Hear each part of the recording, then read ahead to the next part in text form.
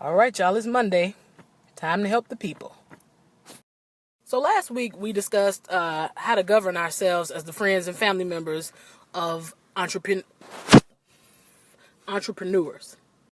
But a friend of mine brought out a very good point. She said there needed to be a part 2 to that because the entrepreneurs have to do their part too, and I couldn't agree more. Okay, so I got the family and friends together last week. Today, entrepreneurs, it's y'all turn to get some of this digital leather belt. Let's do it. Okay, so the same way I told all of us not to be asking for free stuff and discounts and price haggling, I want to implore you all to price your stuff fairly and reasonably. Think about what product you or good or service you offer and how well do you do it, and price it accordingly.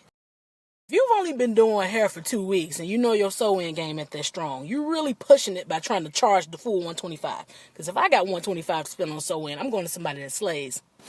If you're doing my nails in your living room and I got to feed your dog and help your little daughter with her homework while you do my nails and you trying to charge shop prices, chances are I won't patronize you.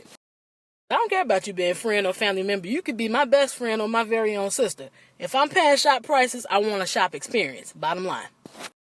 I also got on us about being respectful and honoring you guys' time. You all have to do the same. If I hired you to be at my event at 3 o'clock, you don't call me at 3:05 talking about you in traffic.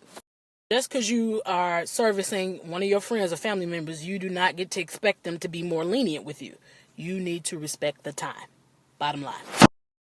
Next, you have to communicate. When you don't communicate, it leaves room for assumption, and I believe the road to hell is paved with assumption.